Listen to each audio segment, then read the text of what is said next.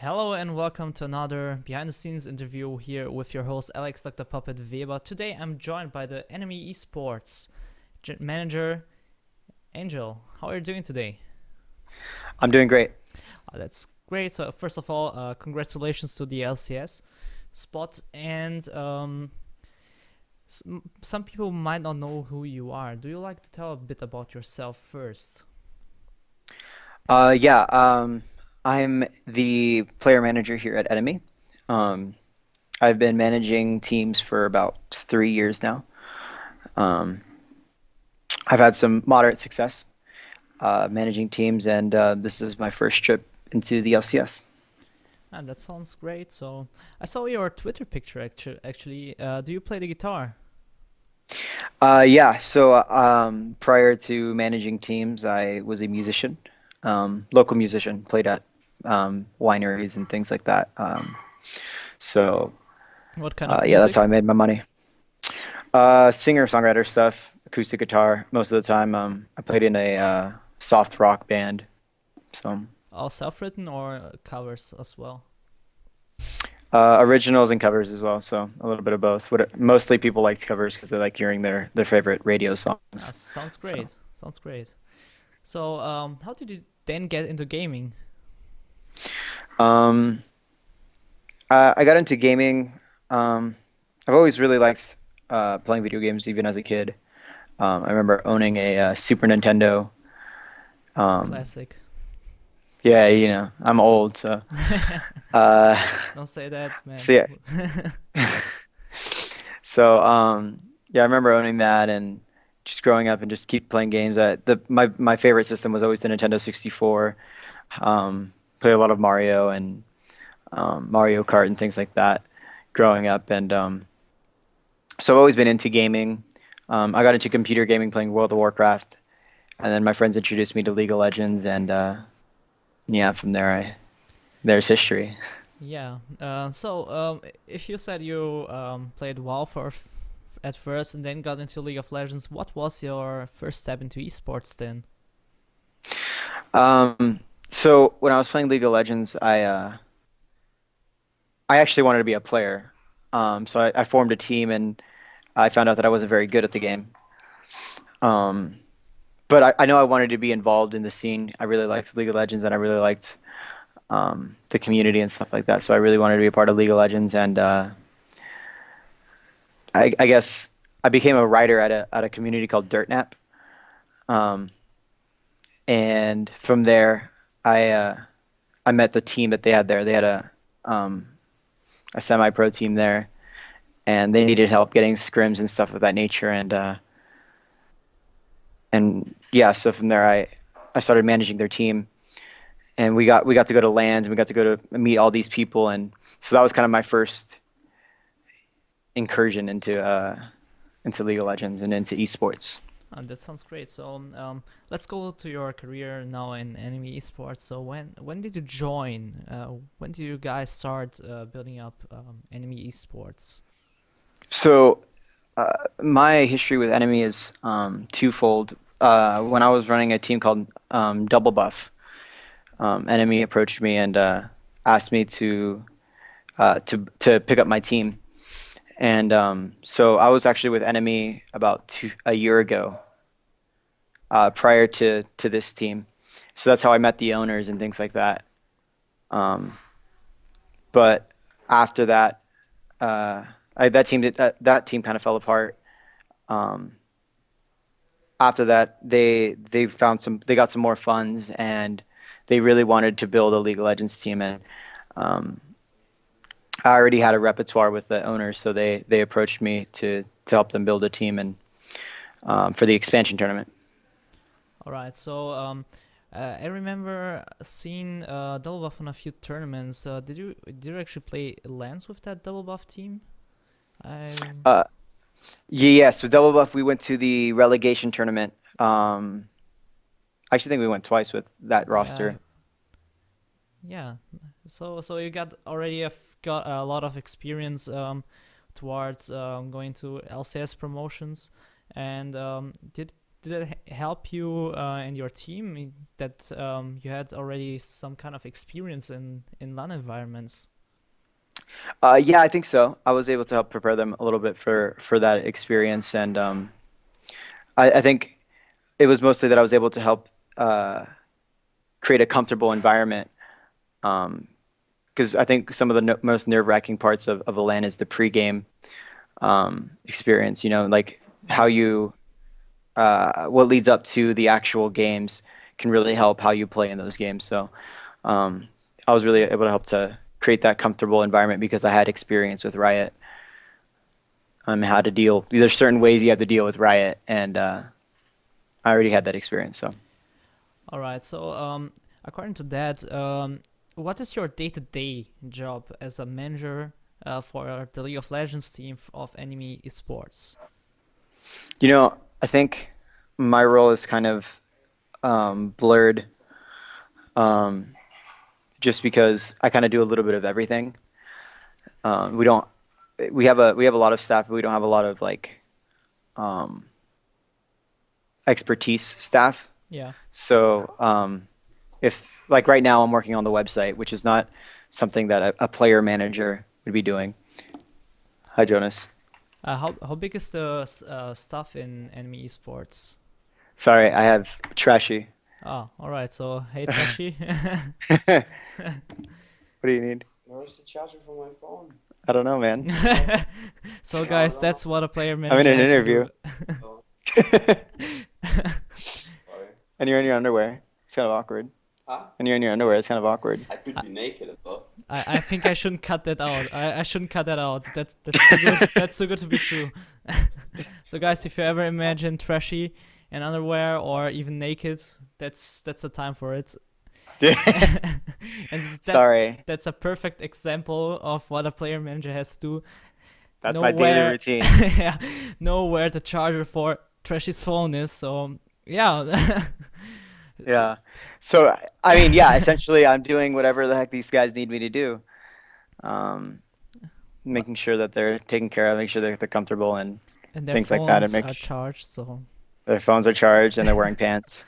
yeah, that seems like a really stressful job if you have to work with people that always walks in underwear and bumps into interviews. Yeah, that's definitely a very annoying job.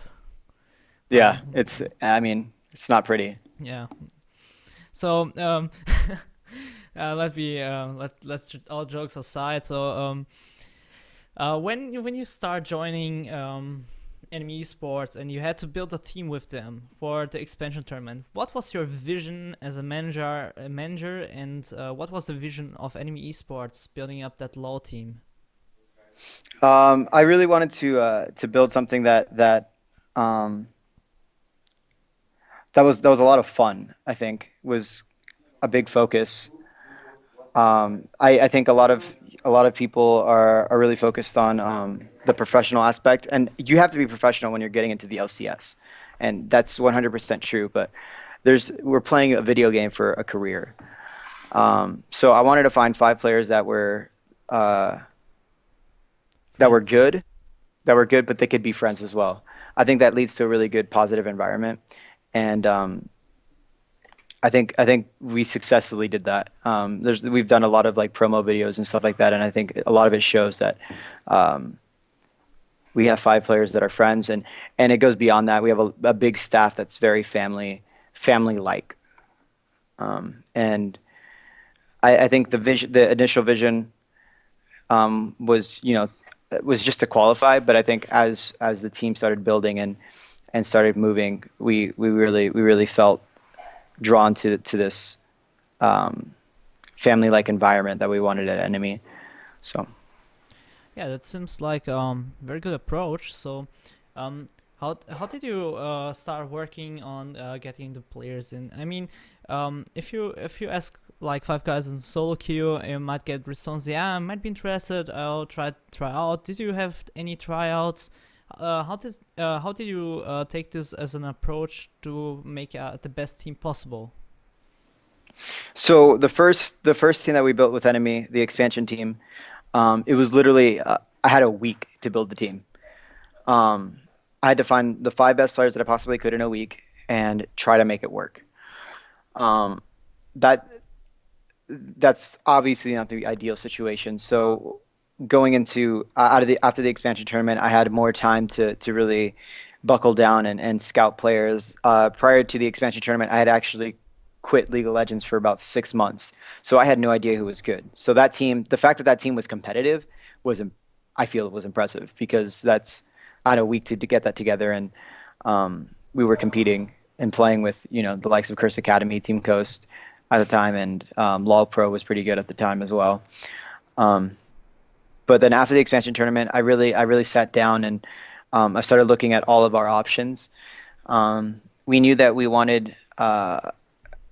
knew that we wanted to build around our bottom lane from our previous team and kind of build up from there. And we knew we wanted strategy-wise to be a more mid lane focused team, solo lane focused team, because that was our weaknesses prior.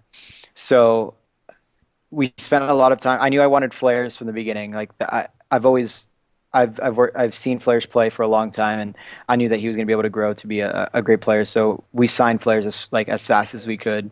We didn't really do top lane tryouts. We tried out a couple other people, but my mind was kind of already set on Flares.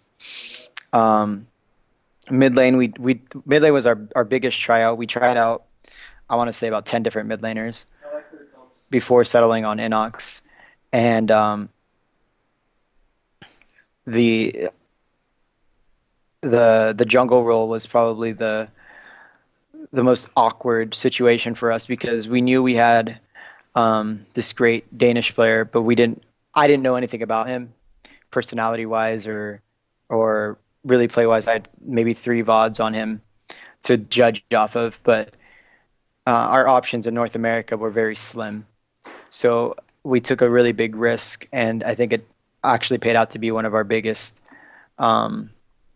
contributors to our success is having such a strong jungler here in North America. So I think when we were building this team, it was a lot of scouting, a lot of searching for information, but then it was also a lot of luck, I would say. I spent a lot of time making sure that the personalities didn't clash, that there was a lot of that was kind of my focus, was making sure the personalities were good. We had our coach doing a lot of making sure the players were actually good. Yeah, it was a lot of hard work. It was a lot of effort and a lot of headaches, but yeah. It seemed to worked out as planned. So Yeah. yeah, I think it's interesting and impressive that you told that the first team you had for Enemy Esports was built in a week. And I remember back then at the expansion tournament, I even watched your matches against Fusion. And I think you guys at with Enemy Esports had a huge chance to get into the promotion tournament of that expansion tournament because you already had a solid team back then. I even wanted to mention that because even now that you mentioned that it was built around a week, I think you had you got really lucky that you have some solid players. So let's take it as a step for the next topic, the road to LCS, of course. You tried at the expansion tournament with that 1 week old team, but you guys fell down to Fusion. And now you changed 3 players. Like you mentioned already that you want to build a team more focused on the solo lanes, and you had the Sky Flares that you really wanted into the team. How was changing and building that team around? What was your approach to get this team that you have now? Like I said, we really wanted to build around our solo laners, and the approach that we took was we did anything that we could to land these players, whether it was throwing money at them, sharing our vision. Because again, I think here at Enemy we have a really big focus on team environment, and this is our flagship team. Our League of Legends team is our figurehead, so to speak. So we were willing to do whatever it took to make sure that we have the best League of Legends team possible going into the NACS and into the future. So I think just sharing our vision with them was really an attractive quality to the players, and um, the willingness to do whatever it took. Um, I think is also a big deal. I think a lot of organizations they'll cut corners to make it a little cheaper or whatever it is. But again, this was our first big venture into League of Legends, so we really wanted to make sure that we did everything possible to land the best team. Um, and and yeah, I think the players really resonated with that. I think it was evident that we were willing to do whatever it takes to get here. Yeah, seemed to work fine so far. So, regarding the changes and all that stuff, how important was your job as a manager in between all the decisions? So I have full roster control. So when it comes to player decisions, I'm in charge of adding or removing players from the roster. So I had final say, but that doesn't mean that I did all of the work. I took the opinions of our coach Brad very seriously. We have a house manager Sean Hidaka that they might have seen around. His opinion was very valid, and I also talked to Brian Otter a lot about who we wanted on the team, and we all had differing opinions at some point. So the final say was mine, but I think It was a team decision. yeah, it was a team effort. It seems very reasonable and very well. But although it was a team decision, you still took the risk to import Trashy from Europe. Mhm. And was it hard to accommodate him to the team? I mean, we have examples from Korean imports like Lost Boy and others that did work and did not work. But of course, if we see Lost Boy working out that well, but others failing to accommodate very well to the team environment, to the new culture. I mean, Europe and North America aren't that different, of course, but was it hard, or what was your approach to accommodate him as the best and as fast as possible to the team and environment? I think it wasn't that hard to accommodate Trashy here in North America. He fit right in. We we made sure to show him the ropes as far as like American culture. And actually, American culture ended up being a lot of Asian culture, where we showed him Korean barbecue and things of that nature, sushi and things like that. Um, Very American. yeah, very American. Um, but yeah, I think there wasn't a big culture shock. He was very open to a lot of the things that we did, and we were very understanding if there was some cultural differences, and just if he did something inappropriate that would have been okay in Denmark, we would just point it out like here in America we don't do that. Just slow down a little bit, but we made sure that we weren't easily offended, and I think that that's a hard thing for a lot of teams is to approach things without offense, um, because you have to be understanding. You have to be able to talk to them at where they're at, so that um, you can really grasp who they are as a person. And we do a very individualized approach where we really try to get to know our players and really make sure that they're comfortable on a team level and on an individual level. And I think that's what made it very easy to accommodate Trashy. Oh, that's worked out so far. Then I mean, he even bumps into interview asking you for a charger in underwear. So I think Yeah. he feels comfortable at your place. Yeah. So seeing your success in the qualifiers now, what do you think influenced your success the most? Okay, so it's a hard question to answer just because I don't think there was a single factor. We have five great players, we have a great coach, we have great staff, and we have a great organization backing up these five great players. So when it comes to building a team, it's like putting different puzzle pieces together, and um, I think we found all the pieces and we put it together successfully.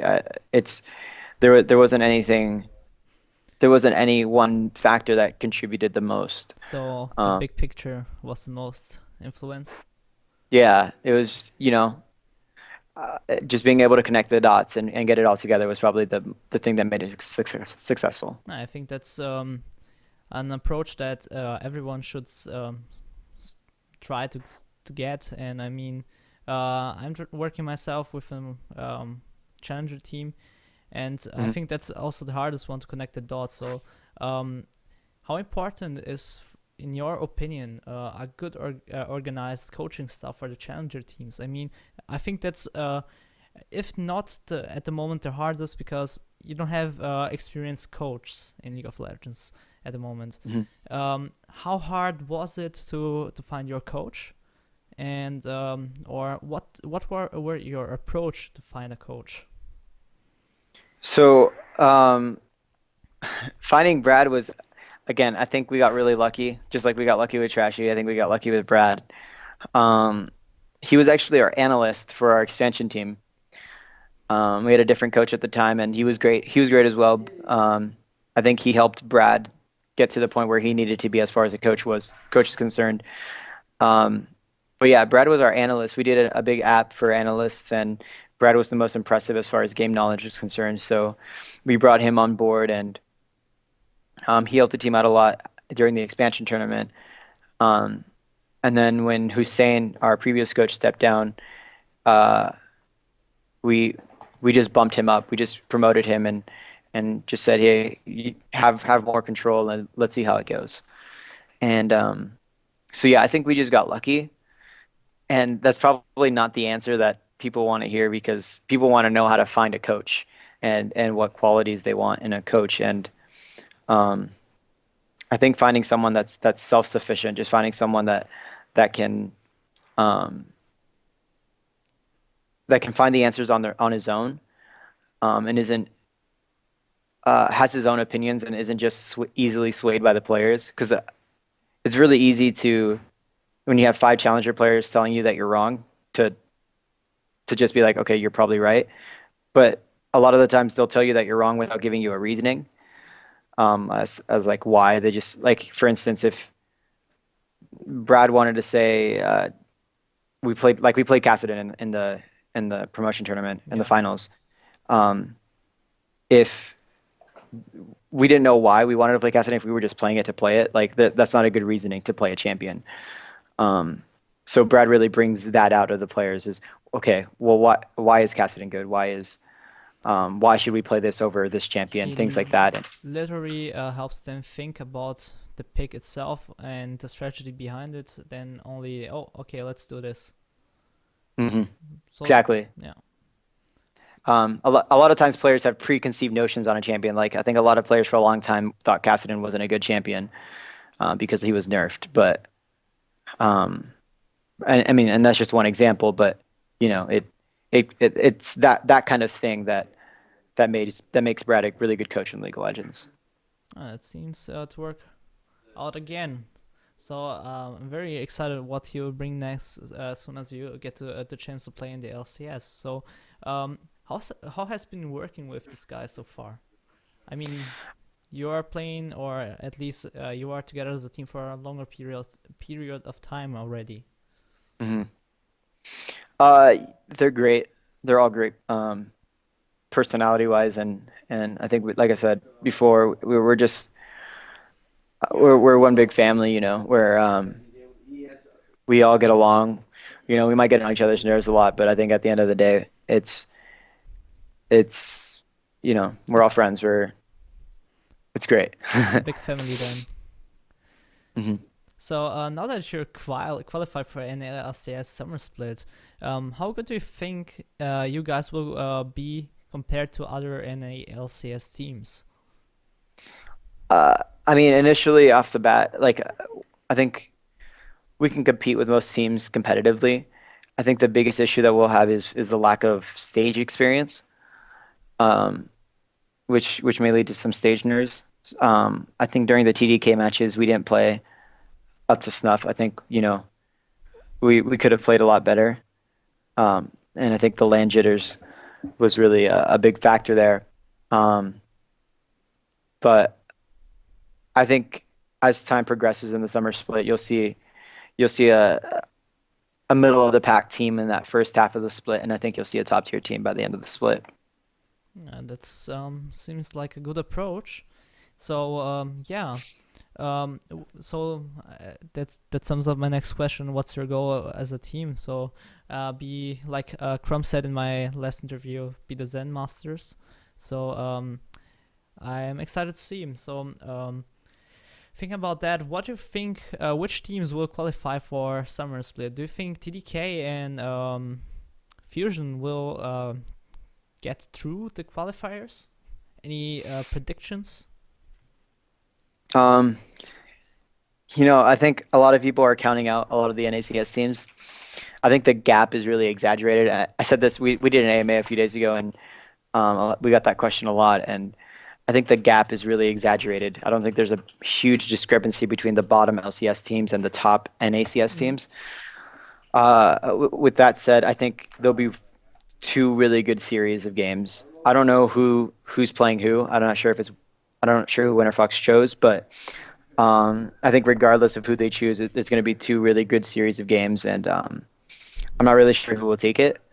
I think TDK and Fusion do have a really good chance, and I think this is probably the best chance we have of seeing three brand new teams in the LCS. Yeah, I think so too. I mean, in Europe, I think it's a bit different. You could see the huge gap from Origin, Xpegas team, from the other two. But I think in the NA LCS, the things are a bit more together. Like the gap is not that huge. But well, I think that we will have to wait and see, because I think Fusion and TDK have both as well very solid teams with potential to grow. So yeah, let's get to the Twitter questions, because some guy called Kek God, I think you know this guy. He asked if you lift. Do you even lift, bro? I think CAC knows this better than anybody else that I don't. He's a character, but I love him. So shout outs to you, man. Well, this was sadly the only question from Twitter. But anyways, in the end of my interviews, I like to ask some fun questions. So the first thing that comes to your mind is your answer. So what's your favorite band? My favorite band, that's hard. I go through different seasons in my life. I think right now I'm a big fan of the Strokes. So a bit right of now. indie. That sounds great. Yeah. So favorite game? I mean, besides League of Legends, I guess I've been playing a lot of Smash. So That's great. You're giving the right answers here. What's your favorite book? man, most of the books that I read I read a lot of like leadership books. I don't really read a lot of like fiction. I guess, what was the last fiction book that I read? I really like the Harry Potter series. So That sounds great as well. So besides watching Daredevil, what's your favorite movie or favorite TV series? so okay, besides Daredevil right now is huge for me. I really like that show on Netflix. Probably I like all the Marvel movies. So I guess the Avengers is probably my favorite right now. Oh, all right, that sounds great as well. So, first of all, thanks for having the time to for this interview here. Angel, do you have any shout outs left?